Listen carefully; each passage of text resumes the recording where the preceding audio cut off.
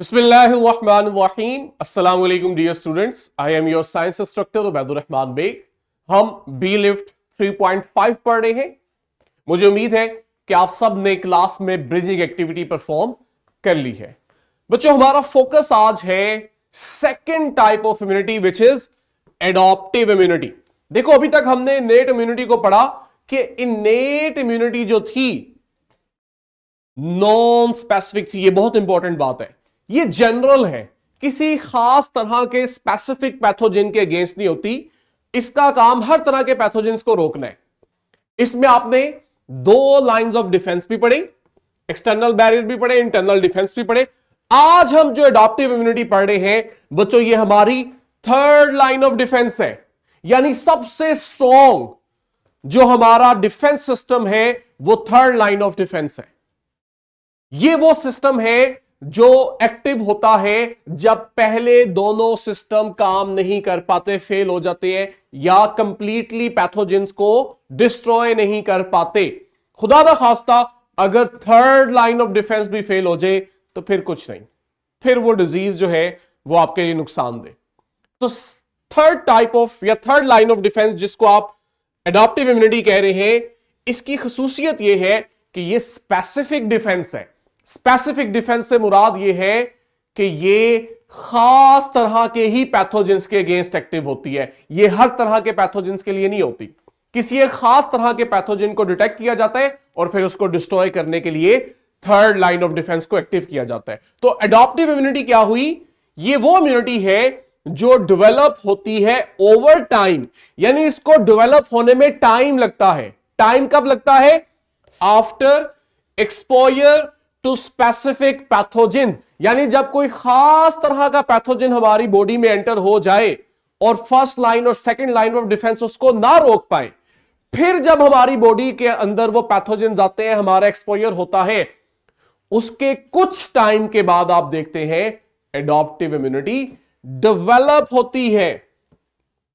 इसकी खसूसियत यह है कि it can recognise specific pathogens and respond accordingly. यानी कि ये खास तरह के पैथोजेंस को ही रिस्पॉन्ड करती है। इसके दो इंपॉर्टेंट कंपोनेंट्स हैं, लिम्फोसाइट्स एंड एंटीबॉडीज, जो मिलकर एडॉप्टिव इम्यूनिटी बना रहे हैं।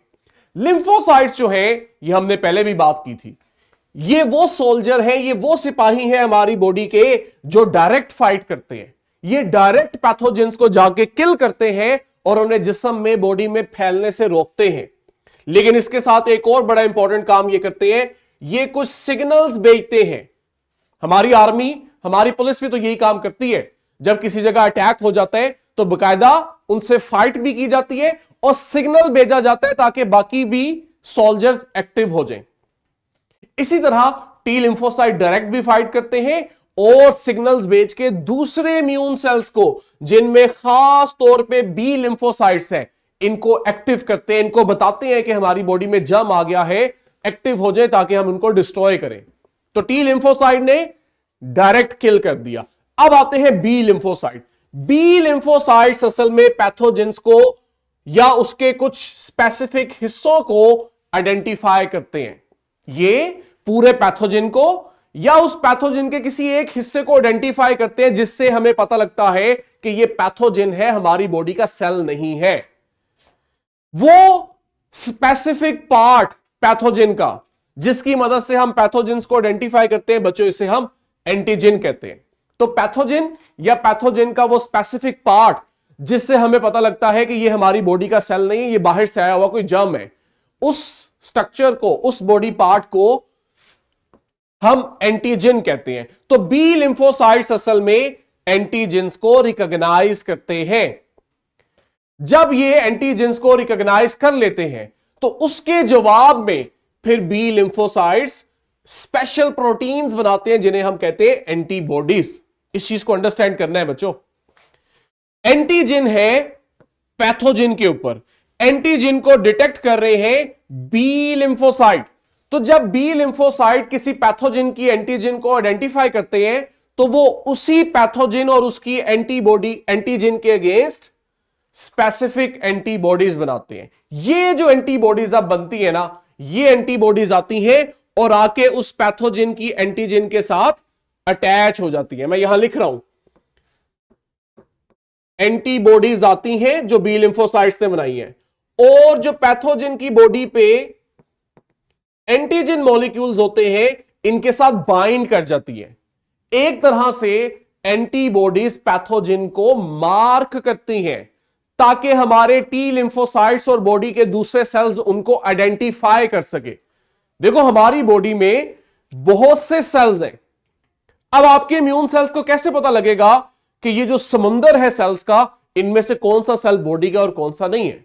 एक तरीका यह होता है कि बी लिम्फोसाइट से आने वाली एंटीबॉडीज उस पैथोजन के ऊपर जाके अटैच होती हैं, जिससे हमारे इम्यून सेल्स को पता लगता है कि जिस सेल के ऊपर एंटीबॉडी अटैच है ये हमारा सेल नहीं है, या ये ठीक सेल नहीं है, इसको डिस्ट्रॉय करना है।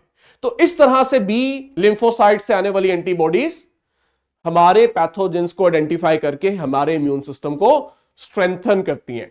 ये जो एंटीबॉडीज बनती हैं ये प्लाज्मा सेल से बन रही होती हैं। बी लिम्फोसाइट्स जब एंटीजन को आइडेंटिफाई कर लेते हैं तो बी लिम्फोसाइट फिर दो तरह के सेल बनाते हैं, एक प्लाज्मा सेल, दूसरे मेमोरी सेल। ये मैं रिपीट करता हूं, बी लिम्फोसाइट्स जब एंटीजन को डिटेक्ट करते हैं तो बी लिम्फोसाइट आगे से दो तरह के सेल बनाते हैं, plasma cell and memory cell. Plasma cell वो सेल्स होते हैं जो फिर आगे से एंटीबॉडीज बना रहे होते हैं। तो बी लिम्फोसाइट चेंज हो गए प्लाज्मा सेल्स में और मेमोरी सेल्स में। प्लाज्मा सेल्स फिर आगे से बनाएंगे एंटीबॉडीज। मेमोरी सेल, इनका नाम बता रहे, ये उस पैथोजन को या उस एंटीजन को बी सेल्स में या इम्यून सेल्स की मेमोरी में ऐड कर लेते हैं, यानी ये उस पैथोजन के अगेंस्ट मेमोरी डेवलप कर लेते हैं ताकि फ्यूचर में जब भी ये पैथोजन हमारी बॉडी में एंटर हो तो हम इसको किल कर सकें। ले जी, ये हमारा एडॉप्टिव इम्यूनिटी थी। फॉर्मेटिव चेक करें, इसके ऊपर थ्राइव करें। इसको अभी मजीद हम कंटिन्यू करेंगे। टिल देन बच्चों, अल्लाह हाफिज।